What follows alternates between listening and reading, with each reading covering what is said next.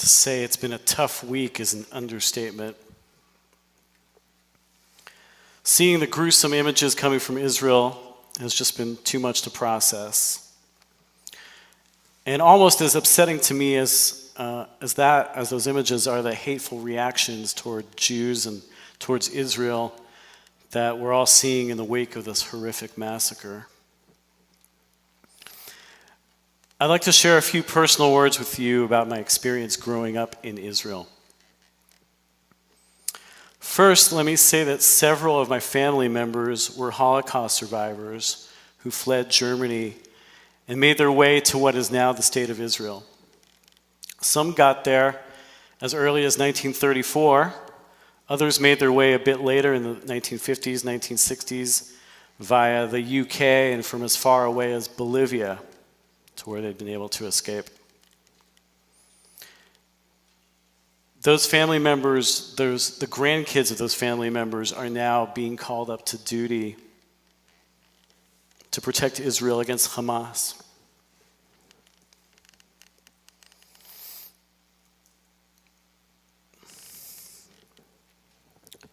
My brother-in-law, too.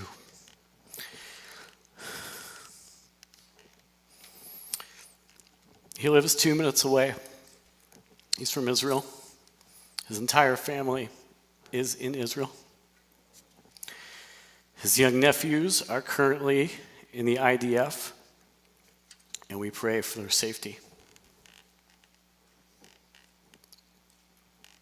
My immediate family moved to Israel in 1981 when I was 9 years old. My dad was a State Department diplomat, and he was stationed at the American Embassy in Tel Aviv.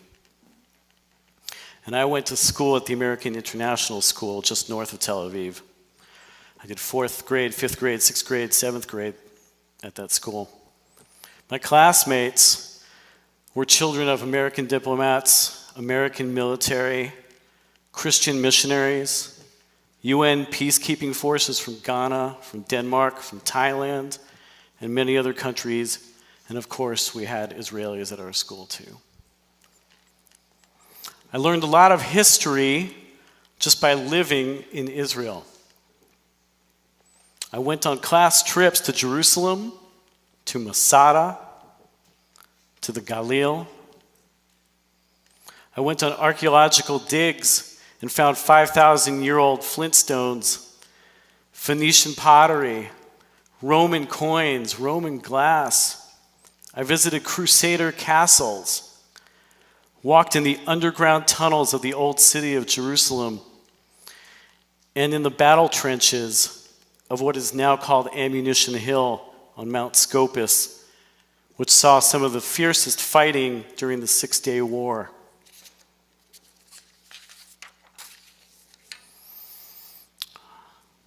I also visited Yad Vashem, the famous Holocaust museum, at least twice by the time I was 13.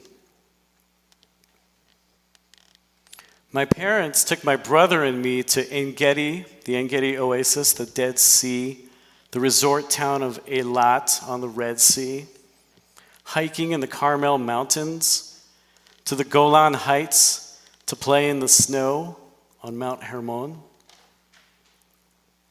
My school softball team would play against the teams of kibbutzim all over Israel. I remember one game at a kibbutz in the Negev desert. There was no grass. The field was just dirt, like endless dirt. You could hit a ball out to left field and it would roll for a mile because there was nothing to stop it. I learned to haggle in the Arab market in Jerusalem when I was about 12. There was only one TV channel back then, and it only broadcast shows at night. We would watch Benson. Remember that show? Three's Company and The Love Boat. That was about it. If your house was on a hill and your antenna was high enough, you could sometimes get TV from Lebanon or from Cyprus or from Jordan. And then you could watch the A-Team or really good fake wrestling There was a ship docked off the coast of Tel Aviv with its own independent radio station called The Voice of Peace. Their theme song was John Lennon's song, Give Peace a Chance. All we are saved. I first heard that song from hearing that radio station all the time. That's the only station I recall that my dad ever tuned into. The early 80s in Israel was a great time to be a kid. Rabbi John spoke of that freedom he saw when he first went there, and I got to experience that growing up there. There was very little crime, so our parents didn't worry about us. When we weren't in school, we spent nearly all our time outdoors, swimming, and playing basketball or tennis or street hockey. In the summertime, we would ride our bikes or take the bus to the beach in Herzliya, which is just north of Tel Aviv. At the beach, we would watch the IDF Black Hawk helicopters flying up the coast. We knew they were flying up to the war in Lebanon to fight the PLO, but we didn't think much of it because we were kids. We just thought those helicopters looked really cool.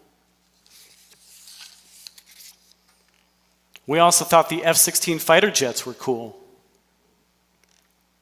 Their training exercises and sonic booms that would rattle all the windows in our house were part of normal everyday living. The basement bomb shelters at school, where we had drama class and music class and typing classes, that was all pretty normal to us. We didn't really think much about that. Also normal to us were the soldiers all over the country carrying machine guns.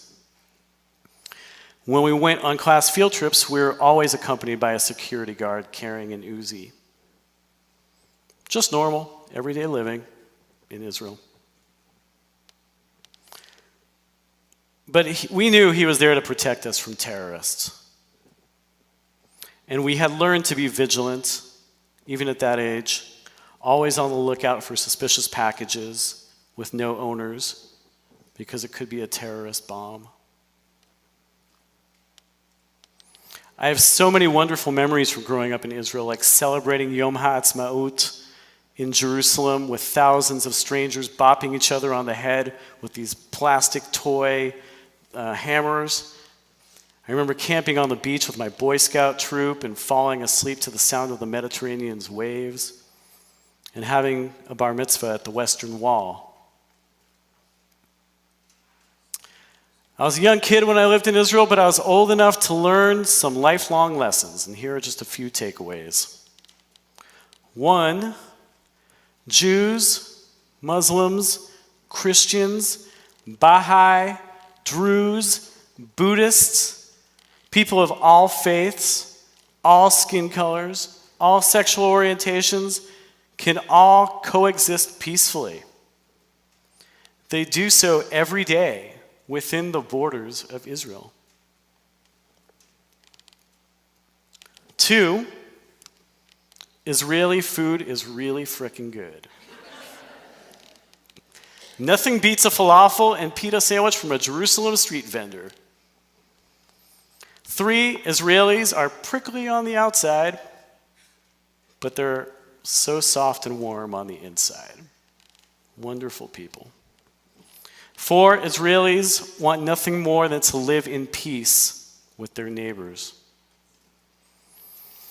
And lastly, the existence of Israel is important, not just for the world's Jews, but also for the entire world. It is the only democracy in the Middle East. Its countless inventions in technology and medicine and environmental sustainability have elevated the lives of humans all over the globe. Israel is a beacon of freedom and of tolerance in a massive sea of intolerance. The world needs Israel. Am Yisrael Chai.